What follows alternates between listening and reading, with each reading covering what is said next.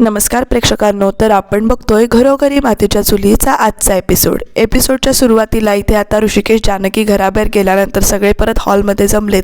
शर्वरी सगळ्यांना इथे पाणी देते आणि मग शर्वरी विचारते की गुलाब कुठे आहे. तर सारंग सांगतोय की गुलाब त्याच्या बायकोला बरं वाटत नव्हतं म्हणून इथे घरी गेला आहे. तर आजी विचारते स्वयंपाक तरी केला नेमका का तो पण केला नाही आहे.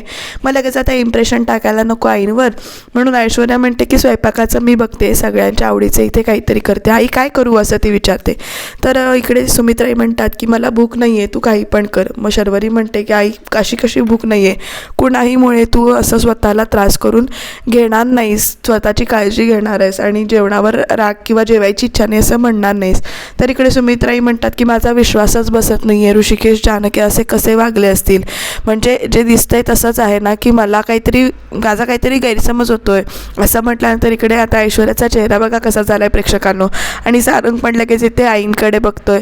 तर सुमित्राई असं म्हणायचं असतं सुमित्राईंना की नानांनी जेव्हा जानकीकडे बोट दाखवलं तेव्हा नानांना हेच सांगायचं होतं की दुसरं काहीतरी सांगायचं होतं, मला काही कळत नाही आहे नेमकं काय झालं ते. आणि आता ऐश्वर्याने आजीला खुणावलं आहे की तुम्हीच जाऊन इथे आजीशी काही ते बोला. मग आजी म्हणते अगं तुझ्या डोळ्यांमध्ये जानकीची जी काही छबी होती त्यामुळे तुला तसं वाटतंय. माणसाचा विश्वास एकदा हल्ला ना की तो सावरायला बराच वेळ जावा लागतो, होईल सगळं नीट. आणि तुझ्या मनात जानकीच्या जी काही छबी होती त्याच्यामुळे तुला असं वाटतंय तुझं काही चुकलंय असं. तू आहेस मुळातच भोळसट, त्यामुळं ना तुला सगळं वेगळं दिसतं. पण तू आता ज्यांनी चुकी केली त्यांना तू शिक्षा कर, त्यांना परत जवळ घेऊ नकोस. म्हणजे ज्यांनी तुझ्या नवऱ्याच्या जीवावर उठले, तुझ्या नवऱ्याच्या वाईटावर उठले, त्यांना तू आता माफ करू नकोस असं आजी सुमित्रा आईला सांगते. ह्या आजीला आधी घराबाहेर काढायला पाहिजे बरं का प्रेक्षकांनो. आणि मग त्याच्यानंतर इथे ऐश्वर्या त्याची पुढची री ओढते आणि म्हणते की तुम्हाला अशी भीती वाटते का तुमच्यामुळे इथे ऋषिकेश जानकी वहिनींना घराबाहेर काढलं म्हणून लोक तुमच्यावर नावं ठेवतील असं तुम्हाला वाटतंय का. तर तुम्ही ते गिल्ट अजिबात मनात इथे येऊ देऊ नका असं ऐश्वर्या इथे समजावते. आणि ती पुढे असंही म्हणते आपण एक वेळ जानकी वहिनींना घरात ठेवलंही असतं, पण कधी तर त्यांनी जर त्यांचा गुन्हा कबूल केला असता तर आपण त्यांना घरात ठेवलं असतं, पण त्यांनी तसं केलं नाही. आणि ऋषिकेश दादांचं तर काय, आपली बायको चुकते, आपल्या बायकोने चूक केली आहे, ती चुकते असं कळत असून सुद्धा त्यांनी त्यांचीच बाजू घेतली. त्यांनी तुम्हाला वाटेल तसे बोलले, तुमच्याशी भांडण केलं आणि असं असताना आपण त्यांना घरात ठेवणार आहे का. त्यांनीच स्वतःहून ही चौकट ओलांडली आहे आणि तुम्ही आता त्यांना परत घरात घेऊ नका आणि तुम्ही या सगळ्याचं गिल्ट घेऊ नका असं समजावते. आणि सुमित्राई नंतर उठून इथे आतमध्ये जात आहेत तर शर्वरी सुद्धा त्यांच्या पाठीपाठी जाते. त्या दोघी आत गेल्यानंतर इकडे सारंग रडायला लागतो आणि सारंगला रडताना बघून इकडे ऐश्वर्याचा असा कपाळावर आठ्या आलेत आणि आजीच्या पण. आता मग ह्याला समजावायची वेळ आली. मग आता ऐश्वर्या आता सारंगला समजावते आणि म्हणते घरोघरी हे असं होतच राहतं, प्रत्येक घरामध्ये थोड्याफार फरकाने अशा गोष्टी होतच राहतात. जेव्हा आता 4 लोक तुमच्याकडे बोट दाखवतील पण त्यांच्या घरात सुद्धा प्रॉपर्टीचे वाद असणारच ना. ते वाद नाही आहेत असं कशावरून. घरोघरी मातीच्या चुली हे होतातच. जर जो कोण घरात राहतो, समजा वाद झाल्यानंतर घरात कोण राहतो, तर जो वाद मिटवतो तो घरात राहतो आणि जो वाद वाढवतो तो इथे घराबाहेर राहतो. आणि आता तुम्हाला काळजी घेतली पाहिजे तुमची पण, स्वतःची पण. नानांकडे लक्ष दिलं पाहिजे. जा उठून नानांकडे जाऊन बसा, त्यांना काय हवं नको ते बघा, त्यांची काळजी घ्या असं म्हणून इथे गोड बोलून सारंगला सुद्धा आता आतमध्ये पाठवते. आणि मग त्याच्यानंतर आजी आणि ऐश्वर्या दोघी बोलतायत. आजी मात्र आपल्या गुंडीवर खुश झाली आणि म्हणते मला जे 10 वर्षात करायला जमलं नाही, जी वीट मला 10 वर्षात हलवायला जमली नाही, ती वीट तू अगदी अशी चुटकीसरशी हलवलीस. मग लगेच ऐश्वर्या इथे म्हणते ऐश्वर्या लव्ह चॅलेंजेस, ऐश्वर्याला चॅलेंजेस आवडतात आणि तसं तिने करून दाखवलं आहे. मग आता आजीला इथे प्रश्न पडला आहे, तू त्यांना घराबाहेर काढलेस हे खरं आहे, पण आता त्यांच्याकडे जे काही पैसे असतील सेव्हिंगचे, कंपनीच्या अकाउंटवरचे साठवलेले शिल्लक असे, तर ते सेव्हिंगचे पैसे वापरून ते त्यांचं घरटं बांधू शकतील नवीन. म्हणजे त्याचा काही उपयोग नाही. कारण त्या ऐश्वर्या म्हणते की आता जानकीला या माझ्या साम्राज्यात मी ते भीक मागायला बोलवणार. पण आजी असा प्रश्न विचारल्यानंतर आता ऐश्वर्या काय सांगते बघूया. तर प्रेक्षकांनो, ऐश्वर्याने एवढं पुढचं डोकं चालवलं, एवढी कपटी खेळली आहे की तिने ना ऋषिकेशचे जे काही अकाउंट्स होते ना ते फ्रीज करून टाकलेत. म्हणजे त्या अकाउंटवर जी काही अमाऊंट असेल त्यातली एकही अमाऊंट त्याला वापरता येणार नाही अशी तिने सोय करून ठेवली आहे. इतकी नीच बाई दाखवली आहे की नाही. आणि आता बघा प्रेक्षकांनो पुढे काय काय होणार आणि कसं काय काय होणार आहे. तर इथे ऋषिकेशला फोन आला आहे आणि त्याच्या अकाउंटंटचा फोन आला आहे आणि तो सांगतो इथे की अकाउंटरचे पैसे फ्रीज केले गेलेत आणि तुम्हाला इथे ते वापरता येणार नाही आहेत. तर ऋषिकेश म्हणतो असं कसं वापरता येणार नाही आहेत, माझ्या स्वतःच्या कष्टाचे होते ते पैसे आणि ते मी सगळे पैसे कंपनी अकाउंटवर टाकत होतो, हेच चुकलं. आणि तो रागाने इथे फोन फेकून देतो. क्रेडिट कार्ड्स जे काही असतात किंवा डेबिट कार्ड जे काय असतात ते सुद्धा इथे फेकून देतो. जानकी इथे जवळ येते आणि विचारते की काय झालं. तर ऋषिकेश सांगतो ती बाई म्हणजेच ऐश्वर्या एवढ्या नीच पातळीला उतरेल असं वाटलं नव्हतं. तिने ना सगळे अकाउंट्स आपले इथे फ्रीज करून टाकलेत, आपल्याला एकही अमाऊंट त्यातली वापरता येणार नाही आहे. आणि जे काही माझंच चुकलं, मी जे पैसे कमवले ते एकत्र कंपनी अकाउंटला टाकत गेलो, हेच चुकलं. विश्वास ठेवला घरच्यांवर पण आपल्याच घरची माणसं आपल्यावरच उलटतील असं मला कधी स्वप्नात वाटलं नव्हतं. ओवीसुद्धा इथे त्यांच्याजवळ आणि म्हणते पण बाबा ठीक आहे, ते आपण आता राहायला कुठे जायचं असं ओवी विचारते. तर ऋषिकेश म्हणतो त्यांनी अकाउंट फ्रीज करू दे किंवा काही होऊ दे, मी माझ्या मुलीला आणि माझ्या बायकोला त्यांची काळजी घेईन, त्यांना व्यवस्थित सांभाळीन असा तो इथे विश्वास दाखवतो. तर जानकीसुद्धा मान डोलावते. तरीसुद्धा इथे ओवी विचारते बाबा आपण राहायला कुठे जायचं. आता ह्या प्रश्नाचं उत्तर दोघांकडेही नाही आहे. पण तोपर्यंत इथे प्रेक्षकांना इथे गुलाबची एंट्री झाली आहे. ओवी जेव्हा विचारत असते आपण राहायला कुठे जायचं, तेव्हा गुलाब येऊन इथे म्हणतो की तुम्ही दोघं माझ्या घरी चला दादा वहिनी, नाही म्हणू नका. तर गुलाबला इथे ऋषिकेश म्हणत असतो की अरे तसं काही नाही आहे, पण घरच्याच माणसांनी असा अविश्वास दाखवला आहे. तर इथे सांगतो गुलाब की तसं काही नाही आहे, तुमच्यामुळे आज माझं घर आहे, तुमच्यामुळं मला इथे नोकरी आहे, तुम्ही मला दरवेळी काही पडेल ती छोटी मोठी मदत केली आहे आणि आता त्या उपकारांची परतफेड करायची संधी मला मिळते तर ती माझ्याकडून हिसकावून घेऊ नका. तुमचं जोपर्यंत दुसरं घर होत नाही तोपर्यंत तुम्ही माझ्या घरी इथे राहा असं गुलाब इथे सांगतो. जानकी फक्त ऋषिकेशकडे बघते. ऋषिकेश काहीच रिॲक्ट करत नाही आहे. पण तो इथे ओवीला म्हणतो की ओवी चल बाळा तुला आपल्या घरी जायचं आहे असं म्हणून सांगतो. आणि मग ओवीला घेतो, बॅग घेतो आणि जानकी पण त्याच्या पाठोपाठ जाते. मग ऋषिकेशसुद्धा त्याच्या पाठोपाठ घरामध्ये जातो. कारण अगदी गुलाब नाही ते हातबीत जोडतो आणि म्हणतो की मला ही मला तुमची सेवा करायची संधी मिळते तर प्लीज ती करू द्या असं म्हणून तो हात जोडतो. माझ्या घरात या असं म्हणून तो इथे हात जोडतो. आणि इथे ऋषिकेशचं मन घाबरत आहे कारण सख्ख्या माणसाने इथे पाठ फिरवली आहे, त्यामुळे पटकन तो इथे धजावत नाही आहे कुणावरही विश्वास ठेवायला. पण गुलाब त्याचा आपला माणूस आहे, पर्क करू नका असं म्हणून तो इथे सांगतो. आणि त्याच्यामुळे आता गुलाब ओवीचा हात धरतो आणि स्वतःच्या घरामध्ये घेऊन जातो. तुमचं जोपर्यंत घर होत नाही तोपर्यंत तुम्ही माझ्याकडे राहा असं तो वारंवार इथे सांगतो. आणि चला माझ्या घरी असं म्हणून तो इथे त्यांना त्यांच्या घरी घेऊन जातो.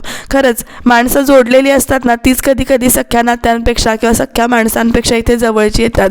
तर इथे सोसायटीमध्ये त्यांच्या गुलाबच्या सोसायटीमध्ये गुलाबच्या घराबाहेर गुलाबची बायको इथे वेगळंच नाटक चालू आहे. ती भांडत असते जोरजोरात आणि पापड चोरतीस माझे असं म्हणून ती ओरडत असते गुलाबची बायको. आणि तिला इथे माहिती नसतं की गुलाब वगैरे आलेत, पण ती एकदम पाठीमागे वळते. तर गुलाब म्हणतो अगं काय पाहुण्यांचं स्वागत तू असं करणार आहेस का. तेवढ्यात ती बाई पळून जाते आणि म्हणते दादा वहिनी तुम्ही इथे या ना या. मग गुलाब म्हणतो सगळ्या चौकशा इथे बाहेरच करणार आहेस, म्हणजे कसं काही येणं केलं वगैरे ती विचारत असते. तो गुलाब म्हणतो सगळ्या चौकशा इथे बाहेरच करणार आहेस, चल त्यांना आधी आत घेऊन जावा. आणि मग हे सगळे आत गेल्यानंतर तिथे जे काही माणसं जमलेली असतात त्यांना ती गुलाबची बायको हाकलते आणि म्हणते की इथं तुमचं काय काम आहे, जावा तुमच्या घरात. तर इकडे आता सयाजीराव आणि ऐश्वर्या दोघं जण इथे फोनवर बोलतायत. सयाजीराव ऐश्वर्याचं कौतुक करताना इथे थकत नाही आहेत. तू शेवटी त्या जानकीला आणि ऋषिकेशला घराबाहेर काढलं सहज, असे डावपेच खेळले आहेस की छान वाटलं, कौतुक वाटतंय तुझं असं म्हणून सयाजीराव सांगतायत. तर ऐश्वर्या म्हणते सगळं तुमच्याकडूनच शिकले मी. आणि सयाजीराव इथे म्हणतात पोरांनो तुम्हाला आज माझ्याकडून मटणाची आणि दारूची पार्टी आहे बरं का, जावा तयारीला लावा. मग बायकोला आपल्या हाक मारतात आणि म्हणतात काहीतरी पुरणपोळ्या मालपुवा असलं काहीतरी गोडाधोडाचं जेवण करा असं म्हणून ते सयाजीराव ऑर्डर देतात. तर लगेच ऐश्वर्या म्हणते ओ कुबेराचे पुतणे हळूहळू, किती ती एक्साइटमेंट, किती तो आनंद. तरी ते सयाजीराव म्हणतात मी खूप खुश आहे. आणि आता बाजार समितीचा अध्यक्षच असं ते बोलतात. तर ऐश्वर्या म्हणते अहो तुम्ही बाजार समितीच्या अध्यक्षाचं काय स्वप्न घेऊन बसलाय. तुम्ही ना हे स्वप्न बघा की अख्ख्या गावावर म्हणजे या अख्ख्या मुळशी गावावर तुमचं राज्य असेल असं तुम्ही आता स्वप्न बघा. तर तर हो ते मात्र खरं आहे असं इथे नाना म्हणतात की मला या मुळशी गावावर इथे राज्य करायचं आहे. पण इथे ऐश्वर्या लगेच म्हणते, आपल्याला आजी म्हणतात ना तसं इथे सावध राहायला पाहिजे. जानकी फक्त या घराबाहेर गेली आहे, गावातून गेलेली नाही आहे ना. तर इकडे सयाजीराव म्हणतात ती जाईल गावातून, मुळशी गावातून सुद्धा बाहेर जाईल. आता बघू यांचं नवीन डावपेच काय काय चालतोय ते.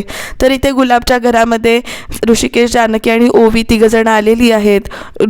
गुलाब म्हणतो की त्यांची बॅग आतमध्ये ठेव, सामान आतमध्ये ठेव. मग हे सामान, दादा वहिनी सामान कुठं बाहेर चाललेत का? तर तो म्हणतो की अगं पाणी बिणी दे त्यांना आणि मग बाकीच्या चौकशा कर. तर गुलाबी ते ओरडतो तिला आणि मग ती म्हणते हा ठीक आहे. मग पाणी आणून देते ती त्यांना आणि म्हणते की अहो मला तुमच्याशी थोडं बोलायचं आहे, येता का जरा बाहेर, असं म्हणून इथे गुलाबला ती बाहेर घेऊन जाते.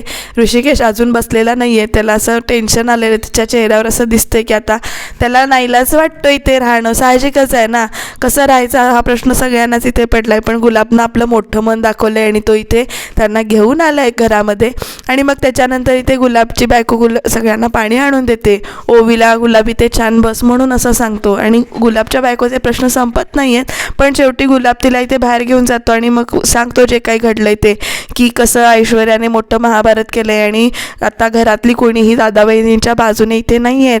आणि ऐश्वर्याने महाभारत करून असं पटवून दिले घरच्या सगळ्यांना की नानासाहेबांना जानकी वहिनीनीच इथे ढकललं आहे आणि म्हणून इथे सगळा वाद वगैरे झाला आहे आणि त्याच्यामुळे इथे बाहेर पडलेत ती, असं गुलाबची बायको सांगते. तरी ते ऋषिकेशला आठवते की सारंग कसं म्हणत होता, आमच्या नानांना इथे वहिनीने खाली ढकललं आहे, तुझ्या बायकोनं खाली ढकललं आहे. आणि इकडे शर्वरी कसं बोलत होती की वहिनी तुझ्याकडून एवढी खोटेपणाची अपेक्षा नव्हती, इतकं खोटं वागू नकोस. आणि सुमित्राई कसं सांगतात की तुझी या घरात राहायची लायकी नाही आहे. हे सगळे घडलेले प्रसंग इकडे ऋषिकेशला मात्र अजूनही आठवत आहेत. तर गुलाब सगळं इथे बायकोला सांगतोय जे काही रामायण घडलं ते, आणि त्याच्यामुळं थोडे दिवस ते इथे राहणार आहेत. तर इकडे त्याची बायको म्हणते भले म्हणे आसरा दिलाय, अहो तुमच्या घरच्या म्हणजे तुमच्या मालकांना जर कळलं तर इथे तुमच्या घरामध्ये ही दोघं जण राहत आहेत आणि तुमची नोकरी गेली तर तुम्ही काय करणार आहे?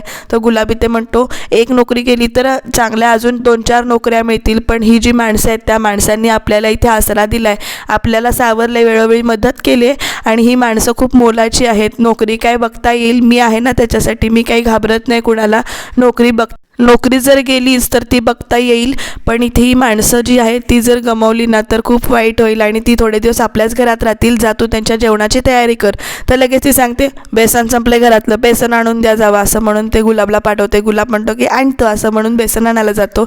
आणि गुलाब गेल्यानंतर इकडे ती गुलाबची बायको फार आगाऊपणाच करते, म्हणजे म्हणते ती खातात चांगलं चुंगलं आणि आपण खायची घाऊ ना, असं काहीतरी ते बोलते. आणि चला सेवा करूया ह्यांची, करते सेवा असं म्हणते, असं तोंड वाकडं करते. आता किती दिवस राहतात देव जाणे ही ऋषिकेश आणि जानकी त्यांच्या घरामध्ये. तर इथे ऋषिकेशला जानकी समजावते की काय झालं तर आपली माणसं नाही आहेत ती, असं इथे ऋषिकेश सारखं म्हणत असो. म्हणजे ज्या माणसांना आपण आपलं समजत होतो, जी सख्खी माणसं होती तीच आपल्याला अशी समजून घेत नाही आहेत, परक्यासारखं वागतायत. आणि मग इकडे जानकी म्हणते असं कसं म्हणताय तुम्ही, ती आपलीच माणसं आहेत, ती जर आपल्याकडे नाही आली तर थोड्या काळाने आपण त्यांच्याकडे जायचं, आपण त्यांना समजून घ्यायचं, असं इथे जानकी सांगते. तर इकडे ऋषिकेश चिडतो आणि म्हणतो आपण कधीच कुठे त्यांच्या दारात परत जायचं नाही, कसे बोलत होते सगळे आपल्याबरोबर. आणि तो सुमित्राईंचं नाव पण घेत नाही बरं का, आई म्हणतो तो. आणि आई म्हटल्यानंतर एकदम म्हणतो रणदिवेबाईंनी कसं आपल्याशी बोलल्यात, त्यांनी कसं आपल्याला घराबाहेर काढलं, आपण तिथे परत जायचंच नाही आहे, असं इथे ऋषिकेश म्हणतो. आणि आपलं आता कोणी नाही आहे त्या घरात, असं तो म्हणतो. तर जानकी म्हणते की त्या घरात अजूनही कोणीतरी आहे जे तुमची आठवण काढतं किंवा तुमची काळजी घेतं. आणि प्रेक्षकांना कोण असेल बरं ते, आणि ती व्यक्ती इथे आलेली आहे बरं का उद्याच्या भागामध्ये. अर्थातच सौमित्र आलाय. बघूया काय काय होतं आहे आणि काय काय घडणार आहे. त्याच्यासाठी चॅनलला सबस्क्राईब करा.